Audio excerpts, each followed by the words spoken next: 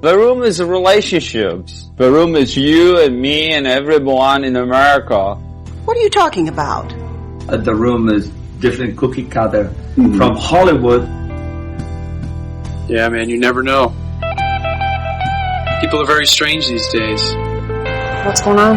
Welcome to The Room Minute, The podcast where we get obsessed with the cinematic classic The Room. 1 minute at a time. You have no idea what kind of trouble you're in here, do you? Why are you so hysterical? We always wanted people actually talk about it. I did not hit her. It's not true. It's bullshit. I did not hit her. I did not. Oh, hi, Mark. Oh, hi, Allison. Hi, Rob. Oh, hi, listeners.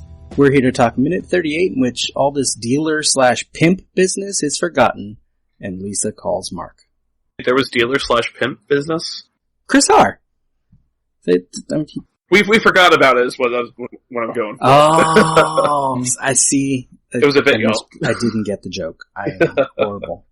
I was too traumatized by it because I had to deal with it for like 6 episodes or whatever it was, and so I was just very moved. 4 episodes. I don't know. The scene hasn't been that long. We come in on... It just feels long. Yeah, we come in on Johnny mid-sentence. You know better, Denny. You almost got killed. And Denny promises... It won't happen again, I promise.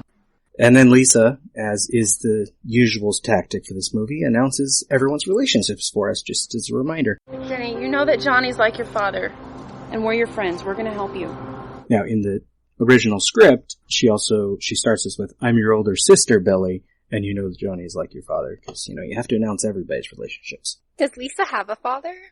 Well, I assume he existed at some point, but Claudette has had a string of men, and they don't talk about the father ever. They talk about her uncle at one point.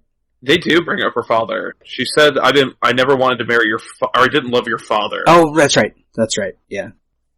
Claudette's had so many men, I get them mixed up. Okay. So has Johnny really, but Tommy having written Johnny's part, his own part. Oh, hi.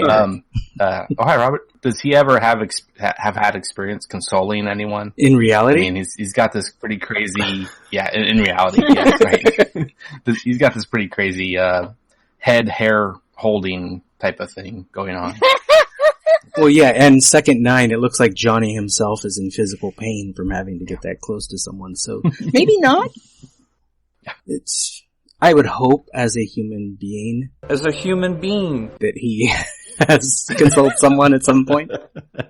Well, the facial expression and the way he's holding his arm as they walk off, it's like he does seem to be in physical pain, John.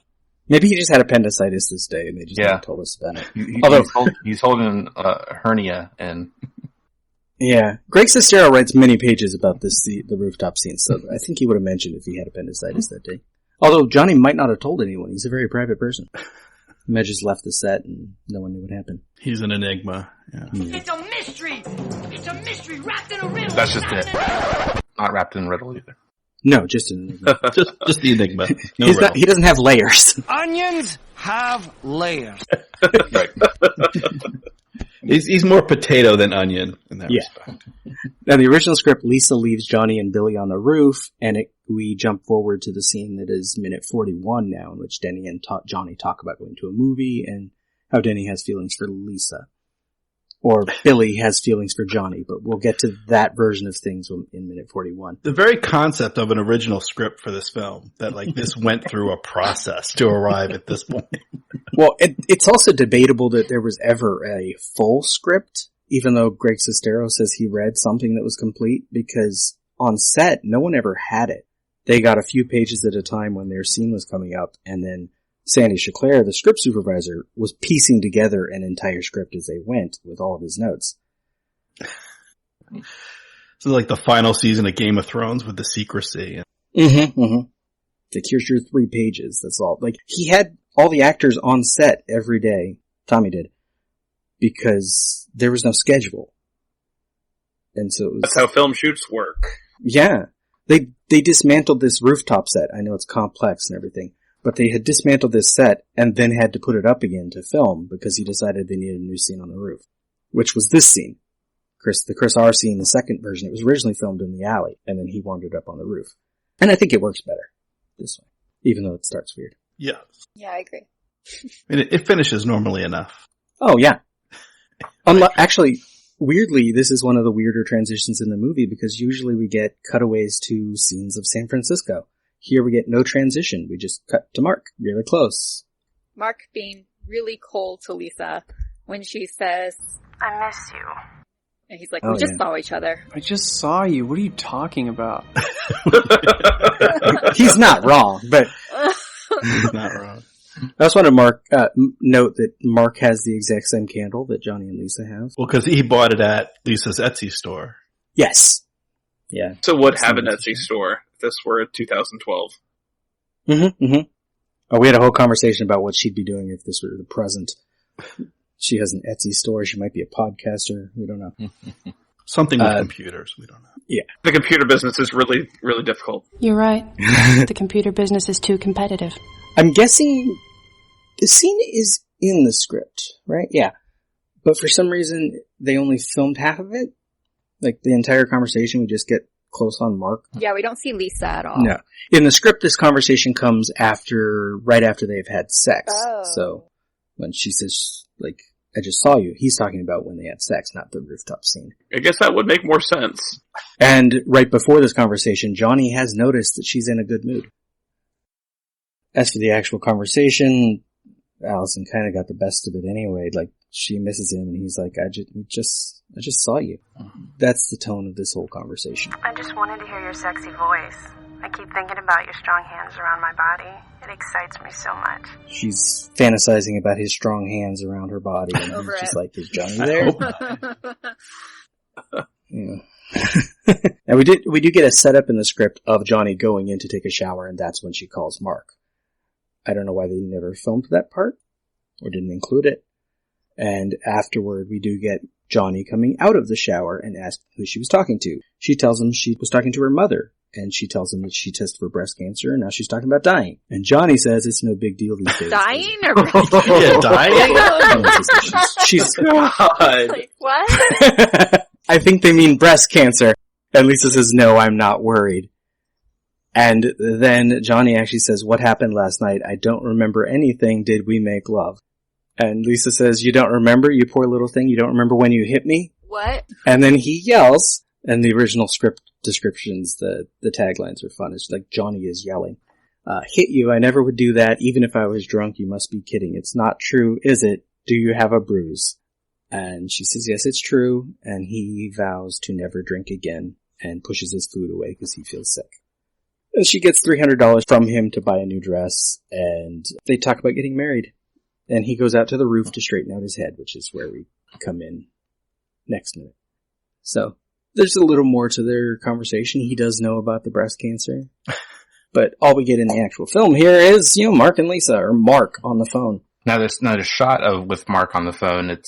I found it interesting that this shadow is just nearly perfectly covering his eyes. It's putting his eyes in darkness. Other parts of his face do have some light on them, but it's just it's like, okay. I mean, that's not what a normal director would choose. I don't think. Say, okay, let's make sure the audience sees his eye movement and kind of gives you an idea of what he's thinking a little bit. But this way, it's a little less apparent. I think. Less. There's the shadow that's covering his face shakes at one point. Yeah. I'm trying to figure out what is that is causing that shadow. It's a little tree branch outside the window, maybe. Of course. Very deliberate tree shadow.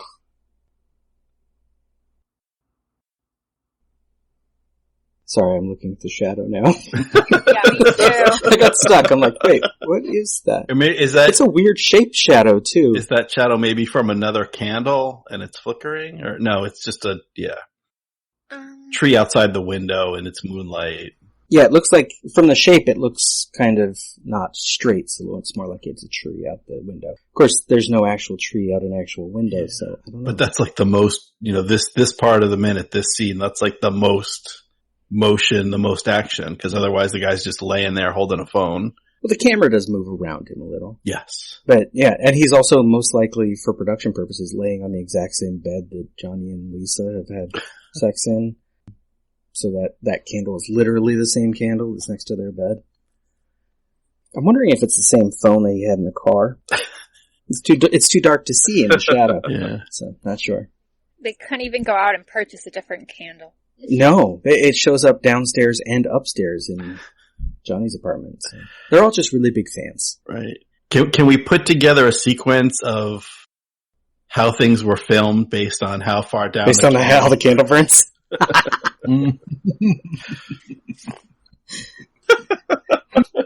That would be good. Well, then you could probably figure out when this scene was filmed, because I don't know when this scene was filmed. It's like a pickup shot with just Mark, so it's probably filmed when they were building something, maybe rebuilding the roof. That's when they filmed his conversation in the car earlier.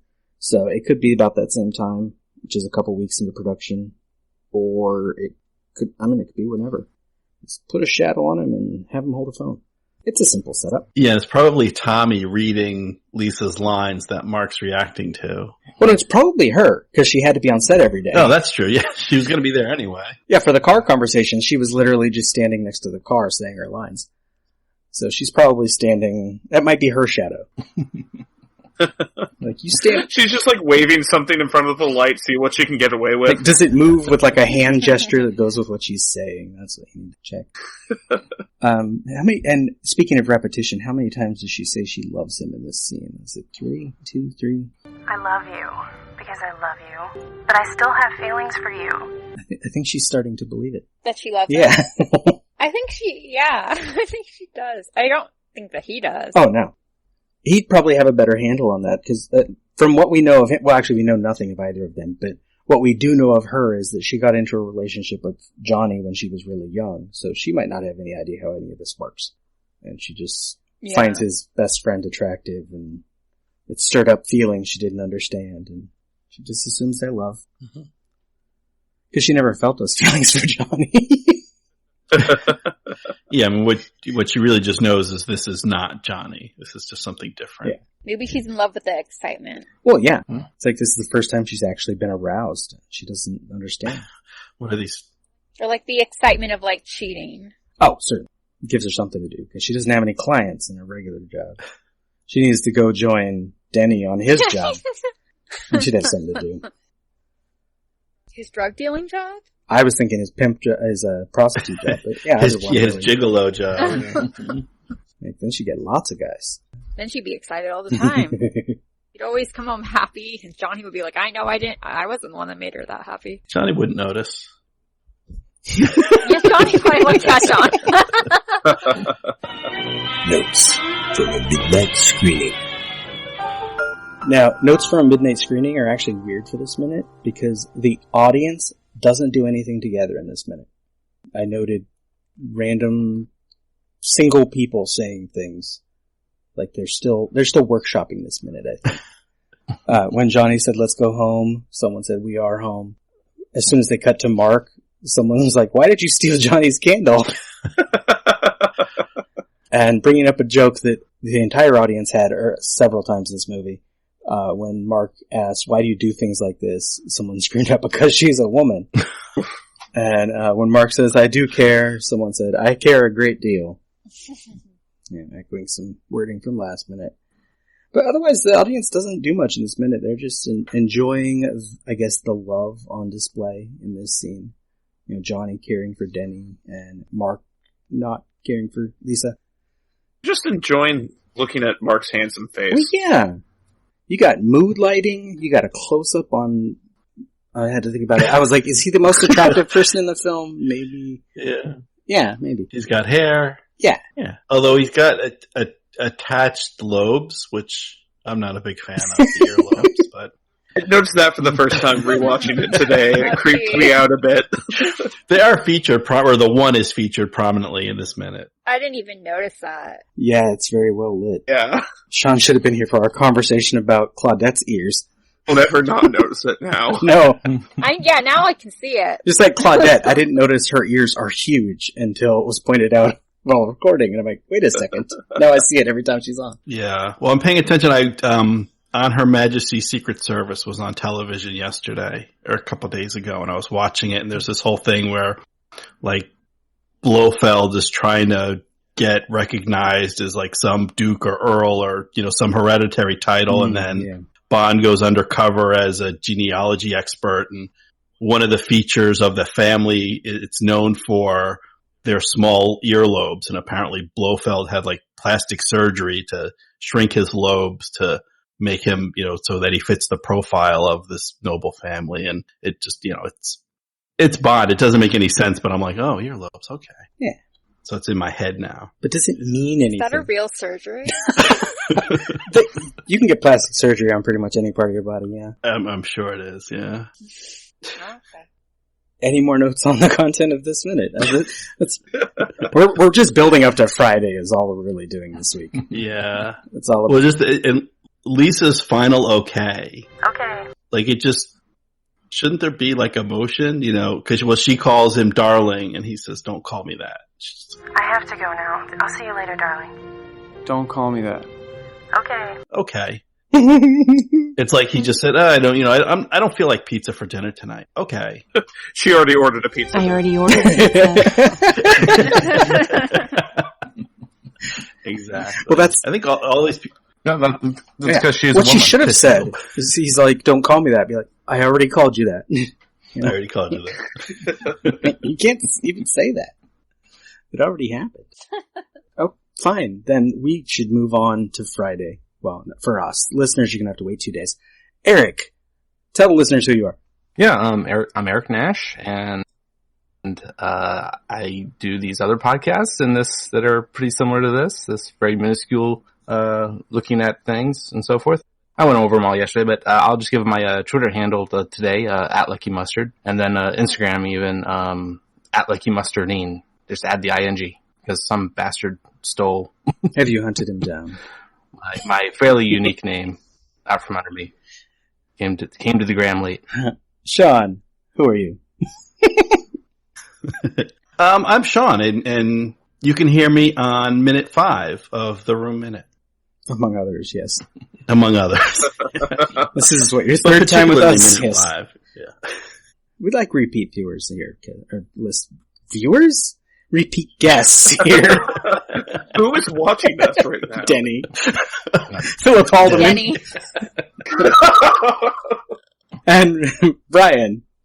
Who might you be? Yeah, you can hear me on Scott Pilgrim Minute. If you want to learn some theater, just go to a random middle school in the Austin area, and you might be able to find me. Also, you can follow me on Twitter at BortATX.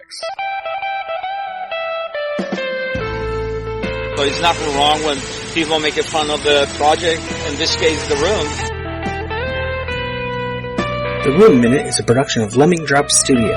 You can find more content at lemmingdrops.com. Follow The Room Minute on all the obvious social media. If you've got any stupid comments after the show, You can leave them in your pocket on Facebook. If you like what you hear, throw us a rating and a review on your podcatcher of choice. Thank you for listening, and remember, if a lot of people loved each other, the world would be a better place to live. That sounds kind of crazy. Sounds like you have mental problems, man. Yeah, you have mental problems, man. Yeah, it really does. Cut! Man. Perfect.